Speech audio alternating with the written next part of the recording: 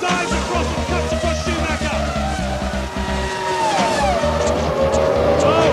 He's lost it, and Michael Schumacher takes the lead in the Grand Prix. Michael Schumacher's done it today, and he wins his 61st Grand Prix, and he's a 5 times World Formula One champion. I've never been good at these moments to find appropriate words. I'm just so glad that we have achieved this together with a tremendous team. I really love all these guys because we have such a great relationship, and it's fantastic to achieve this all together. I just, yeah, thank you is very small words for what you have done for me. Thank you very much. Sincere tributes to his Ferrari dream team. Barrichello's cuddled a twirl with wife Corinna, and now it's time for a Schumi knees up on home ground. But beware, Michael Schumacher's rarely prospered at Hockenheim, and this year the circuit has been revamped for the German Grand Prix. Hello there, welcome to our ITV studio and the build-up to the qualifying session. Before the session starts, we'll tell you all about those changes that have wiped out those 200-mile-an-hour straights through the forests. We were promised an absolute scorcher here today. As it is, it's a bit overcast, temperature around about 24 degrees. But Michael Schumacher has urged his fans to come to Hockenheim for a celebration. He's won his 5th World Championship in record time as well. 6 races to go, the only F1 champion of the century. But just take a look at that quartet fighting for 2nd place. Montoya aiming for his 6th pole in a row today. Barrichello, the winner here in 2000. Last year's winner Ralf Schumacher, plus David Coulthard, runner-up twice. Then Raikkonen, just beaten last weekend in France. And Jenson Button, more on him coming right up. Ferrari, well, they're going to have to wait at least 3 weeks till the next race in Hungary before they reclaim the constructors' crown. Williams are very aware of a revitalised McLaren challenge. Renault leads Sauber, Jordan and British American Racing in that race for 4th place. Right, Tony, Michael Schumacher misty-eyed, cuddling people. Is it a new Michael Schumacher then? Well, he has mellowed somewhat. I mean, he is now a full 5-star general, as it says on his hat, the 5 stars signifying his championship wins. But I think there's a degree of relief in that outlet of emotion as well. After Austria Gate, it has been a tough year for him, a relentless year. He's a master craftsman, master grafter. 173 races, 102 of them in the points. It's incredible the way he's got everyone together, and the team is built around him, and he feels it's his family, and he wanted to say, hey, thanks very much. Absolutely. Okay, well, when we left you last Sunday at Manicourt, Jenson Button's F1 career was very much up in the air, shown the door by Renault on the Saturday. Button's new home at British American Racing was confirmed 48 hours later. Ted Kravitz reporting. Jenson Button's future was brought into sharp focus earlier this week. Just 24 hours after the race in Manicourt, confirmation in London that he's to drive for BAR for the next 4 years. Opportunities like this don't happen very often, and you know, when the circumstances became clear after the British Grand Prix that Renault were considering releasing him, then, you know, which I found quite staggering in themselves, I immediately moved and tried to secure Jenson. Button admits that it was a shock to be shown the door by Renault, not least because he's been their star driver this year, and once again delivered precious points at their home Grand Prix in France. A little reminder, perhaps, of what they'll be missing next year? No, not really. I mean, I wanted to get the best result I could for myself, you know, and the team. So, and I think that was the limit of what we could do. It was a little bit depressing after the race because we were so far behind the leaders. But as I said, that's all I could get out of the car, really. Yeah, but it wasn't because of the team's choice at all. Jenson spent the past 18 months building the Renault into a top 6 contender. He'll most likely have to spend the next 18 doing exactly the same development work. So why BAR? I haven't heard that question before. Lots of reasons. I mean, one's David Richards. He's been with the team for 6 months. He's already been able to make quite a few changes in the team, and I really do think we'll see that on track next year. You know, he's always delivered when he said he would. You know, he's said now that he wants to be world champion in 4 years, and if he says that, I think he'll do it. There's still a little mystery over who Button's teammate will be. The very expensive Jacques Villeneuve or the more reasonable Olivier Panis. Clearly, Jacques has a contract with us at the moment for next year, but there are some circumstances that might see us change that a little bit and look to different ways of structuring things for the future. I would like to retain Jacques in the long term. I believe we have I believe he fits the team well. I believe he has the same set of values and sort of interests as we have for the long term. But strange things can happen, and circumstances could sort of allow us to retain Olivier as well, and I would like to see that happen as well. It's going to be good working with Jack if I am next year. It's a difficult situation, really, but I think we get on well, and I can't see why we can't work well together. He's got a lot of experience, and he's very, very quick, as my teammates normally are. What I'm looking forward to is to having a better car and a faster package. You know, if the teammate can help in working on the car, then yes. If the teammate can only drive the car fast because someone else is doing the setup and everything, then no, then I wouldn't be looking forward to it. So I really hope that Jensen can do his load of the work that will be useful for the two cars, and that's very, very, very important. Jensen Button and Jacques Villeneuve together will be a potent force. BAR is set to have Honda power all to themselves next year. Now they have a new recruit with his eye on the biggest prize. I want to win the World Championships, and I think the BAR have got a good possibility of that, so it goes back to why they were my choice. But yeah, I think they're a good team, and they can actually achieve that goal, and that's what I want to do as well. So, Tony, Jensen wants to be the world champion. How realistic is that? He seems to be slipping steadily down the grid. Well, we'd have to wait and see what happens next year, but essentially David Richards has convinced him of his vision for the future, and that presumably in the secret plans, if it's a single engine supply from Honda. Jeff Willis, who he's worked with before from Williams, who's the technical director, a man much missed, I believe, by Williams at the moment. He's convinced Jensen, long-term plans, they could do it together. Watching that piece carefully, there would appear to be some doubt about Jacques Villeneuve being with the team next year.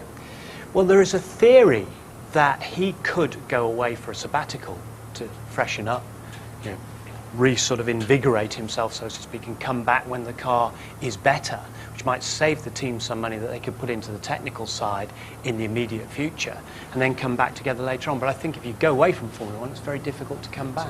Well, we might be able to find out more about Jacques Villeneuve's future. David Richards will be joining us here as our studio guest in our pre-race show from just after midday tomorrow.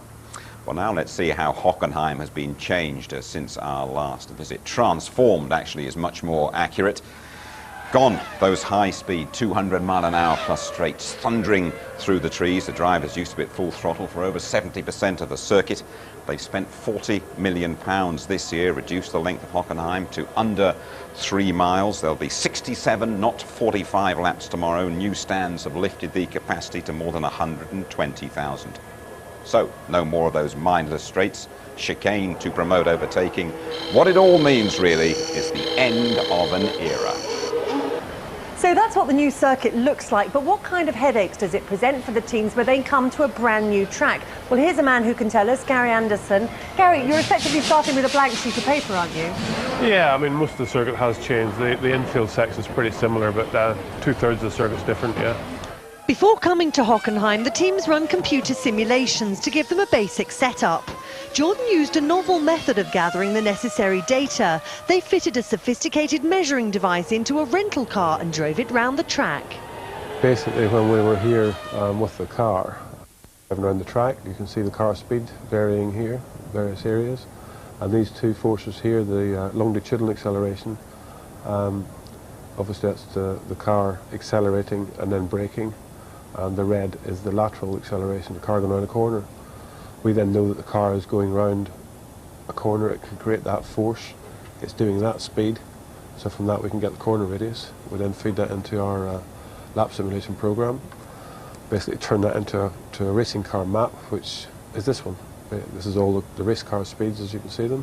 So it's kind of a virtual reality lap of the circuit, effectively. Yeah, as I say, there's quite a few things that we can't control. Obviously, there's a brand new surface out there. That's got to have all the effects of a new tarmac. There's oil comes out of it and things like that for the first time you run it with the heat. So there are things that basically jump in and screw up the simulations, but that's the best you can do really from a distance. And if you didn't have this kind of simulation, where would you start? Well, we guess. you'd guess? Yeah, I mean, we've done that a lot in the past. I mean, whenever we started in 91, we didn't really have any of this, so we went to all the circuits new, we had pre-qualifying, but we guessed, and you hoped your guess was pretty good. Jack, your thoughts on the circuit? Is it better or worse than the old one? Well, the old one wasn't fun to drive, but it was different than anything else because of the low downforce here in Monza, where now it's just become one of many tracks. Very modern track, very uninteresting to drive. A lot of corners are not nice. Might be good for overtaking. There might be a few spots for overtaking, so I guess that could be good for racing. But for pure driving, it's one of the most boring we have. We can run a lot more downforce because the straight's much shorter and there's lesser of the straights. So naturally we run more downforce, which makes the motordrome a much more fun drive. I quite like old part of circuit, which hasn't been changed a lot. Obviously, the turn one is quite challenging, very, very quick, and it's just turning very aggressively. It's bizarre. You've got a completely new facility, and yet you come into the stadium. You've got a really wide section with a concrete wall right beside you, which I don't really understand why they would design it like that. If you're wheel to wheel with someone and you get pushed off a little bit, there's a big chance you're just going to die on that wall. So that's ridiculous that we have something like that on a modern track. Tony, do you feel Hockenheim has lost its character? I certainly do, and along with half of the drivers as well, the sight of them at 200 miles an hour, slipstreaming each other under the trees and going into the chicanes was absolutely wonderful. It's amazing that Ralf Schumacher, who actually won here last year, says the new track is much, much better. He says compliments to the design, the best track I've ever driven on. Well, it is his home Grand Prix after all, isn't it? What do you make of Coulthard, in particular Villeneuve there, talking about that wall, Villeneuve saying somebody could die on it? Well, it's strange because you've got the Mercedes complex, and then you come down this small chute before they go back in the stadium. Look at the wall just here on the left-hand side. Indianapolis style, right on the edge of the track, as it is in Canada. They're not going past it that fast, but I spoke to the officials this morning. The best that they can give us is that delineates the edge of the dragster track, which is behind there, and therefore the wall has to remain. But I guess that's something that Charlie Whiting and the FIA will keep a close watch on during qualifying and the race. OK, Tony, thank you very much. You're back with us at the new Hockenheim. Giancarlo Fisichella piloting the Jordan in qualifying after that horrible crash in France. Here is Giancarlo with Louise Goodman. Giancarlo, that was a horrible accident. You looked as if you didn't know whether you were Arthur or Martha when you got out of the car. How worried were you that you wouldn't be able to race this weekend? Honestly, I wasn't very worried because just after the accident I had a headache and pain on the neck just for a couple of days, and then I was right, and then I went with Sid Watkins to do the visit, and it was okay, it was perfect. Even yesterday the first lap on the circuit was without problems, and I feel confident, I feel alright, and I'm very pleased about that. We're glad about that. Yeah, thank you. Sid Watkins, the FIA doctor. Giancarlo Fisichella, 7th quickest this morning. So we've heard that Jenson Button has got himself a new team. Elsewhere, next year's lineups are also starting to take shape. McLaren have confirmed that Mika Häkkinen won't be returning to the team by announcing their drivers for 2003. It's as you were then, David Coulthard, Kimi Räikkönen and Alex Wurz. The Austrian preferring to stay as a test driver rather than take a chance on a race seat down the grid. That means Mika has hung up his helmet for good. There's thought to be no truth in rumours that Ron Dennis has already signed up Hugo Häkkinen to partner Kimi Räikkönen for season 2019. Meantime, Nick Heidfeld looks to be staying at Sauber. The team have taken up their option on him, but his contract could yet be bought out for the right price. Jaguar have had to make a quick fix to their rear wings after Eddie Irvine's failed in France. There was a manufacturing fault in the way the carbon fibre was bonded together. New wings have been made and they're on the car this weekend. You know, we have this new engine which vibrates a little bit more. There's a lot of things which influence it, and maybe it was, when it was bonded together, not perfectly done, so it failed. But therefore we changed the procedure. Also changing procedures is the Arrows team. They deliberately failed to qualify for the French Grand Prix to save money, but are now close to a rescue deal, courtesy of ex-BAR boss Craig Pollock. He visited their Leafield factory earlier this week and would take control from Tom Wilkinshaw should the deal go through. Thanks, Ted. Now it's the first qualifying hour around the reshaped Hockenheim.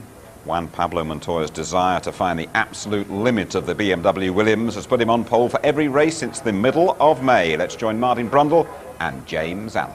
Thank you, Jim. Afternoon, everybody. Well, he may have wrapped up his 5th world title last Sunday, but Michael Schumacher is still very much a man in a hurry. Fastest in yesterday's practice session, and again this morning he's pushing just as hard as he can, even extending himself yesterday to beat Rubens Barrichello. He pushed very, very hard to be top of the timesheet. Why?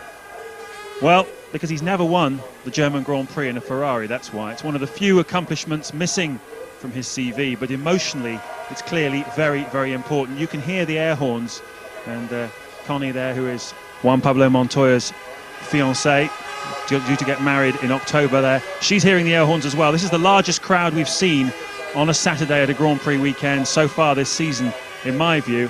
Capacity here 120,000, and there can't be too many empty seats even for qualifying day. Schumacher yesterday, when he went out on the track for the first time, waved to his loyal German fans, and they're here for a bit of a Schumi fest this weekend. So same old Michael, but very much an unrecognisable Hockenheim circuit, undergone a £40 million transformation.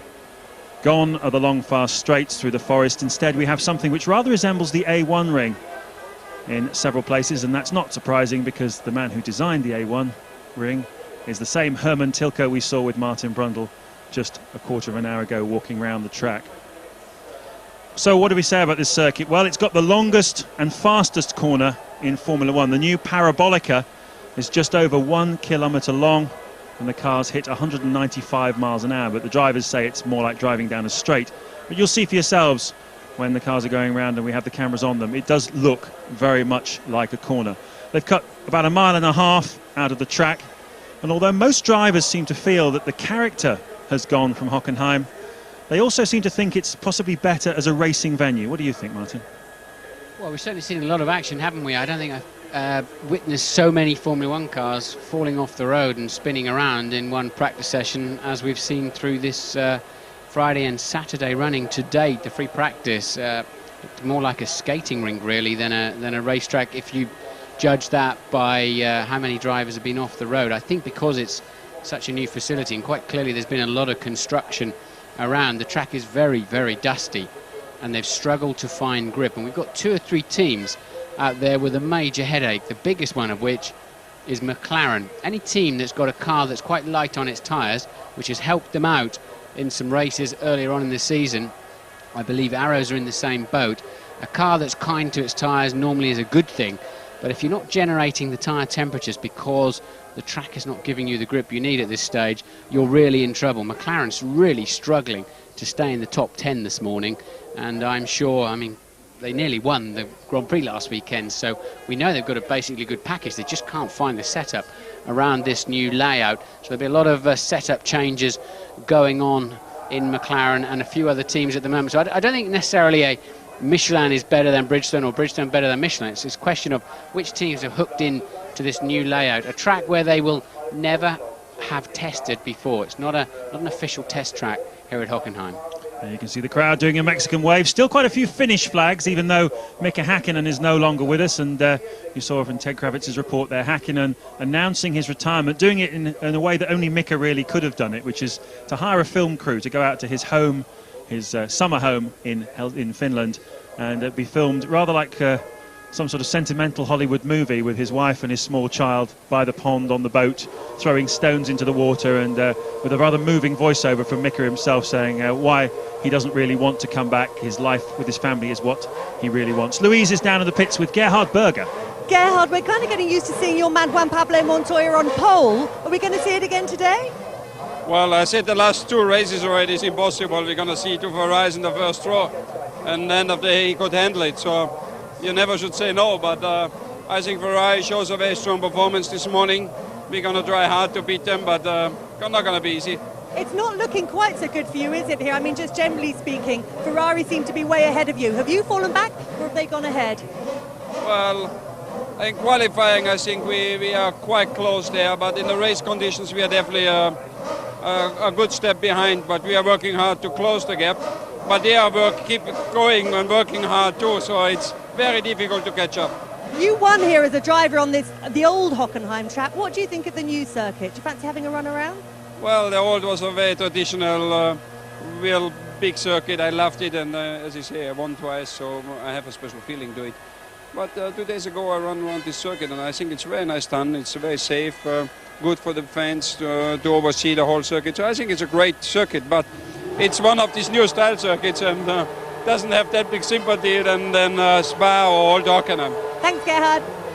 Yes, I think they may have made a slight mistake here in that it's turning out to be a very short lap. We're looking at pole position somewhere in the 74-second range, and makes it now one of the shortest laps of the year. Austria takes that, doesn't it, at sort of a minute 9, minute 10. And I think they really did expect this new layout to be more in the 80-plus second bracket, but the cars are so fast. And what called them out is because of the new layout, they're all running so much more downforce, so much more wing on the cars, giving them tremendous grip in this final stadium section, and they're much faster. And it used to be a real tippy-toe job here. You went out into the country at a 220 miles an hour and you needed no wing on the car whatsoever. And when you got back to the stadium, you then had to make the best of a bad job. Now they're absolutely nailing it all through this section. Particularly turn 1. It's absolutely awesome to watch the cars turning into turn 1. It's also awesome just to watch some of the characters in the crowd. I mean, look at that. What does he think he's doing? Fantastic. There's some really great people out there with all kinds of ridiculous outfits, and it's interesting the kind of support that Schumacher attracts as well. It's very much a blue-collar support, as we see Alex Young taking his traditional role of being out on circuit first. It's very much a blue-collar support, rather like Nigel Mansell's was in the UK. They really do come out and scream and shout for Michael Schumacher. This is that long parabolica then I was talking about, giving way into this very tight first gear hairpin. And we've got this tremendous camera, which the local German television have put in. It does 120 kilometers an hour, trying to keep up with the racing cars. It's 650 meters of track, and they tell me it needs 100 meters to stop, and I certainly want to remember where the braking point is for the camera, otherwise you'd send it flying into the car. But great pictures we're looking forward to from qualifying, particularly from the race, because that will be one of the key overtaking zones, won't it, that hairpin section? Yes, indeed. You have to say RTL, who do the host broadcast here in Germany, always do a pretty good job, and they were the first with those super slow-mo actions at the chicanes we used to see out in the forest there. But a new innovation then for the terrestrial TV, and it's very good for us. We're looking forward, as you say, James, to some great pictures this weekend. 52 minutes remaining then of this session, and we have the first car on the track, Alex Young. As Takuma Sato gets strapped in as well. Interestingly, Paul Stoddart, the boss of the European Minardi team, was in the press conference yesterday and was asked about Alex Young's season. He said, well, he's not had the best of years. He said he struggles to learn circuits and he struggles to qualify, which for a Grand Prix driver, obviously two pretty crucial elements of their game. Yeah, he hasn't given up, but he has made a lot of mistakes, and it has to be said that Alex doesn't appear to have the pace at the moment to be a frontline Grand Prix driver, but he would still blow the doors off of just about any other Formula in the world. Such is the level of Formula One racing. But Young then out on track. What's happening down there with Paul Stoddart and the Minardi team, James, do you think? All sorts of stories through the year. They'd have financial difficulties, and you hear that it's up for sale. What's your take on that? Well, he's certainly pushing very hard to get a supply of Cosworth engines for next year, as far as I can see, and clearly Mark Webber, who tested for the Jaguar team, is part of that equation, because Jaguar is also part of the same company that owns Cosworth. There might be some sort of trade to be done there. Stoddard seems to have his head up, but also you hear rumours about possible Arab princes buying into the team, and lots of money men have been visiting the team in recent races. We will see as Alex Young comes through to complete his first flying lap, and it's going to be quite critical for him to break a minute 20. We did a few basic calculations, a 1:21.4 his opening effort before. Michael Schumacher's fastest time this morning was a 1:14.487. Now we expect him to go a little bit faster than that. In fact, he might go considerably faster than that this afternoon, maybe get into the low 14s. If that's the case, for Alex Young to qualify, he needs to be within 107% of the fastest time, and that will be somewhere in the mid-19s. So clearly Young about 2 seconds off the kind of pace he's going to need. He's failed to qualify, Martin, for 2 Grand Prix already this season, one of which was, as you remember, Silverstone. And I think it's fair to say that he's in a bit of danger this afternoon if he doesn't turn the wick up a little bit. Yeah, Alex has got to go out there and use the track a lot more, carry a lot more speed through the corners and lean on the extreme edges of the racetrack. You know, he hasn't worked out yet that Grand Prix drivers make the ultimate pickpockets and burglars, really, because they're always out there all over the racetrack. The first thing they do at a new facility is stretch every barrier, try every new piece of tarmac, every curb, and somehow find a way to steal a few tenths of a second. We've only seen Alex Young on the track. We'll be back shortly.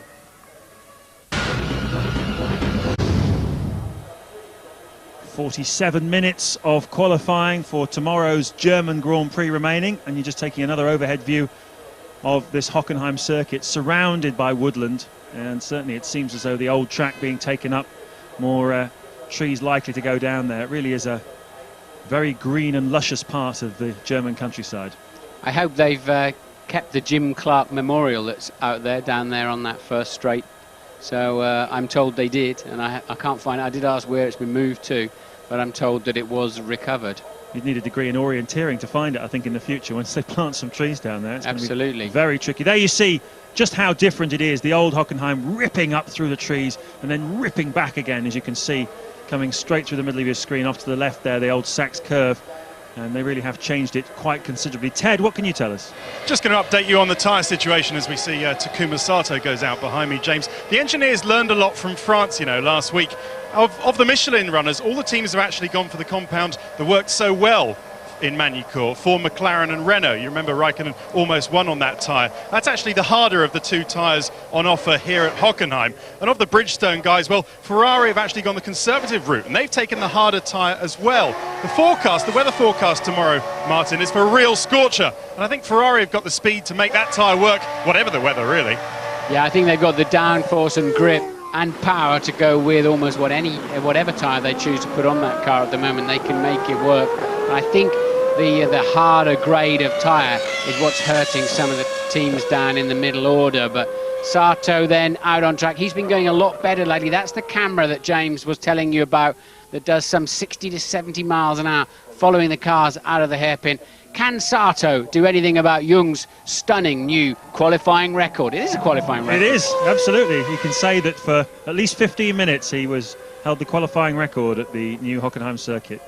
There's a man with a lot on his mind at the moment, Eddie Irvine, considerably faster since Jaguar made the changes to that car for Silverstone, but clearly didn't have enough time to test them at Silverstone. But France last weekend, he was really going very well indeed until his rear wing fell off, comfortably qualifying in the top 10. Can he do it again this afternoon? Time will tell. We're looking now at Takuma Sato, lots of sparks coming out from underneath the Jordan. And this man also the subject of considerable discussion and speculation. One school of thought is that Eddie Jordan might actually use the Honda engines again next season. Honda apparently quite keen, after all, to work with Jordan again. And one of the main reasons for that may well be that if they don't, this guy might find himself out of Grand Prix racing after just one season. And that would not be good for Japan or for Sato's career at all. As you can see, that camera shooting aloft like a little rabbit at a greyhound track down the left-hand side of the straight. I was talking to Sato yesterday, and he was saying that Formula One shocked him. He didn't realise how hard it would be. And I said to him, I made the same mistake. You think a Formula One car is just 50 kilos heavier than your Formula 3 car and 30 miles an hour faster, but it's just a whole new world. Whatever you knew before you came into Formula One, you knew nothing effectively. But look at the amount of time advantage he's got over that somewhat pedestrian early lap by Alex Young. Sato, I think, really finally beginning to hook up with the realities and the requirements of making a Formula One car work. Heading towards the line then, James. Yes, he is pushing hard for the line. This is not a bad opening time, 1:17.5 for Takuma Sato. It's a second slower than he managed this morning. The track temperature has crept up a little bit. One of the BARs out on track as well.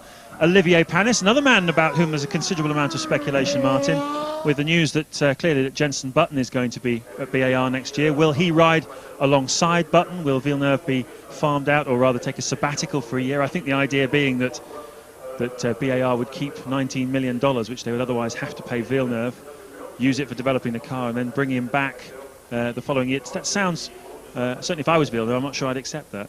Well, I read that story in Autosport magazine this week, and it completely confused me. I couldn't understand the philosophy or logic behind it at all, that they may still keep Panis and Villeneuve takes a year out and comes back again at a later stage. It just, I can't see any rationale behind that whatsoever. I'll have to try and find David Richards and understand if the story was correctly reported, and if so, what on earth's sort of happening. Well, I spoke with David Richards yesterday, and in fact he's in our studio tomorrow. I'm sure Jim and Tony will be grilling him about this as Benoldi crosses the line in an 18.1. So clearly the track's slower at the moment than it was in this morning's free practice session, so the times not quite the same as they were this morning. But Richards certainly seemed to be implying it was something that would work very well for them. It may just be a bit of political pressure on Villeneuve, who knows? But certainly $19 million just to go into one driver's pocket when really there's no chance of winning. It's a development phase for BAR. Clearly that is $19 million that could otherwise be used to develop the car. But why would Villeneuve walk away from such a huge paycheck if he thinks that, you know, the new personnel, the new bosses can make a big step forward at the team? I think the incentive for him is that rather than having one more year, which is what he's got, and then being out, he would come back and they would extend the deal at the same rate for 2 years. So I don't know. Very interesting times at BAR. Lots of changes going on, and the team very ambitious for the future. But we've seen what happened to Hakkinen. He took a year out just to be sure that was his right decision, and really basically he's got no interest in coming back whatsoever. Got several million in the bank, 2 World Championships, 20 wins behind him. In a way, not dissimilar to Villeneuve, but I think if Villeneuve's got the motivation still, he'll want to be in there racing. I don't understand how you would just come out of it. It has happened before. Prost did it, of course, and Lauda did it with some success. So it's not without precedent. It just seems a bit strange that he would walk away from that kind of money. Indeed, it would be very odd indeed. But, well, you never know with Jacques Villeneuve. He's made all sorts of interesting decisions in his career. As Panis dives into the pits without setting a time, he had clearly not got up to the expectations that he had for his lap. And the track at the moment then seems to be a little bit slower than it was this morning, and that's why you're seeing this waiting game. We've only had 3 cars set a time so far, and only 4 cars have actually even gone out on the racetrack. 40 minutes remaining in the session.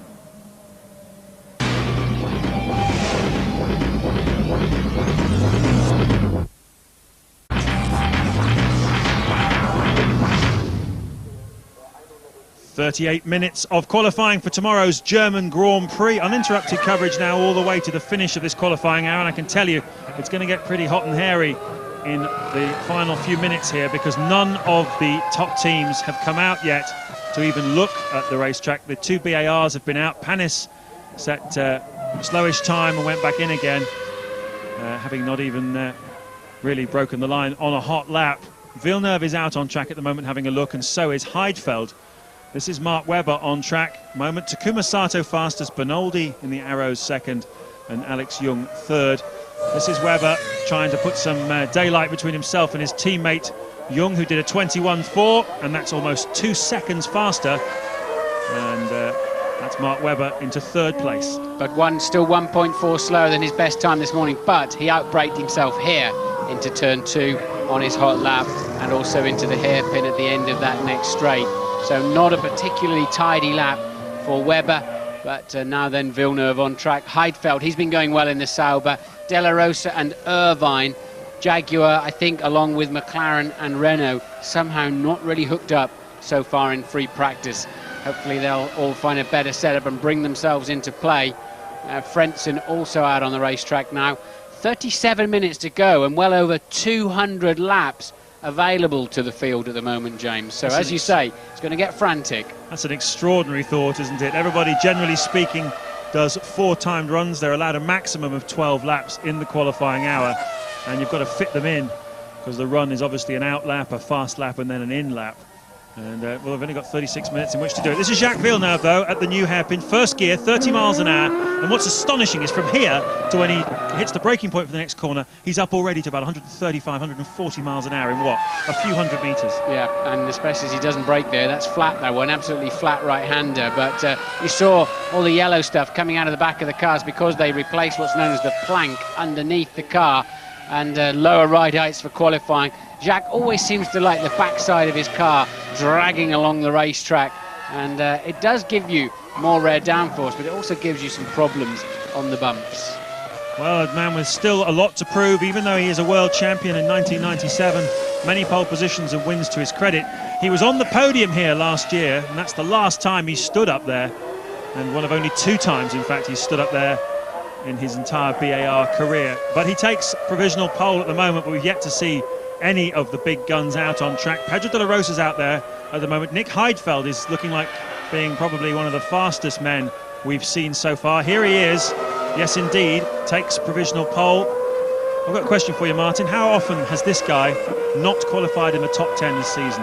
Nick Heidfeld, would you guess? Not qualified in the top 10. Four times. Just the once. Is that right? It's not bad, is it, considering he's in a Sauber with a factory engine. Very, very impressive performance in qualifying. They've had 6 points finishes as well, the Sauber team. Yeah, but he's not shone in the races then, has he, with that kind of qualifying performance? No, exactly. It's been very strong on Saturday, but not quite so clever on a Sunday. Pedro de la Rosa goes 4th fastest, so Heidfeld, Villeneuve, Sato, de la Rosa, Bernoldi, Irvine, the top 6 at the moment.